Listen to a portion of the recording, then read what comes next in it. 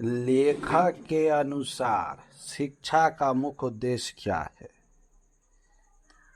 लेखक के अनुसार शिक्षा का मुख्य उद्देश्य क्या है? ये शिक्षा का मुख्य उद्देश्य पूछ रहा है। हम लोग पढ़ते क्यों हैं? तो पढ़ने का मुख्य कारण क्या होता है? नौकरी नहीं, धन कमाना नहीं, प्रसिद्धि नहीं। इसका मुख्य होता है काम, इसका मुख्य काम हो जाता है व्यक्तित्व का विकास करना। जब तक व्यक्तित्व विकास नहीं होगा तब तक पढ़ने का कोई मतलब नहीं रह जाता है। तो हम दूसरा नंबर क्वेश्चन देखेंगे। दूसरा नंबर क्वेश्चन, कवि ने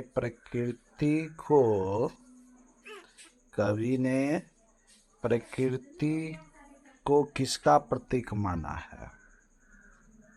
तो किसका प्रतीक माना है?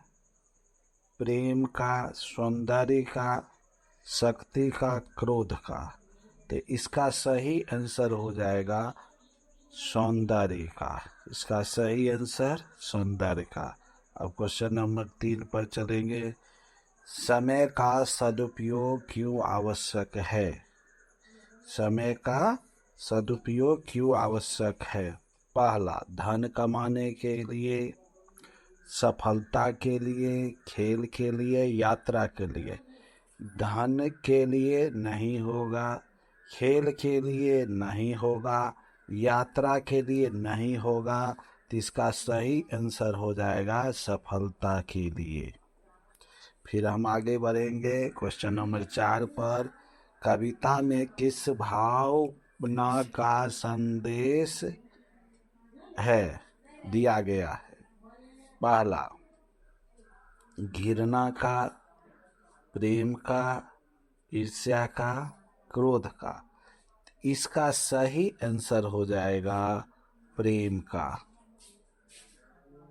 अब क्वेश्चन फिर हम आगे बढ़ते हैं। क्वेश्चन अब हम 6 की ओर बढ़ रहे हैं, 5 की ओर। लेखक ने परिश्रम को किसकी पूंजी कहा है? तो इसमें हो जाएगा असफलता नहीं होगा, व्यापार नहीं होगा, राजनीतिक नहीं होगा। तो अब आंसर क्या होगा? सफलता। अब हम फिर आगे की ओर चलेंगे। आगे की ओर, मनुष्य का सबसे बड़ा गुण क्या होता है? गुण के बारे में बताया गया है। अहंकार, दया, आलस्य, स्वार्थ। तो सबसे बड़ा गुण होता है दया। फिर हम आगे क्वेश्चन चलेंगे। लेखक के अनुसार अनुशासन किसका आधार है? लेखक के अनुसार किसका आधार है? गरीबी नहीं होगा, व्यापार नहीं होगा, मनोरंजन नहीं होगा। तब आंसर क्या हो जाएगा? सफलता।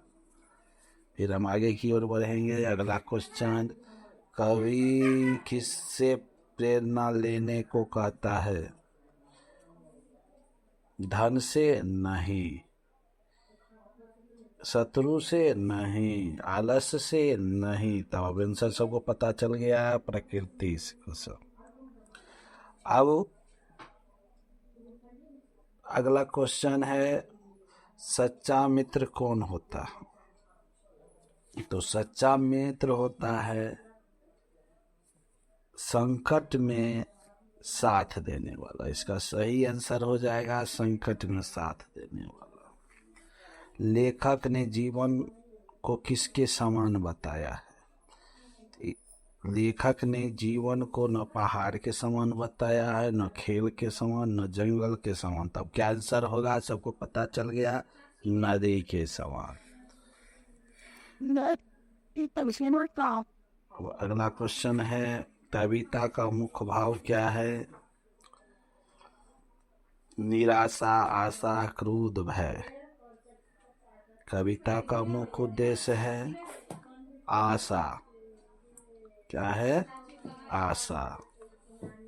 क्रोध भय निराशा नहीं रखना चाहिए जीवन में, केवल आशा रखना चाहिए।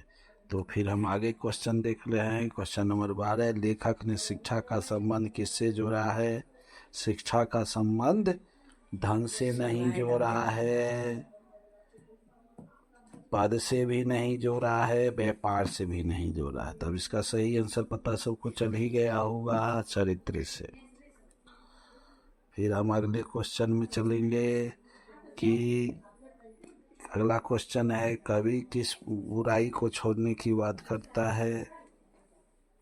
कवि अहंकार को छोड़ने की बात करता है। इसका आंसर हो जाएगा अहंकार। अहंकार को छोड़ने की बात कवि करता है।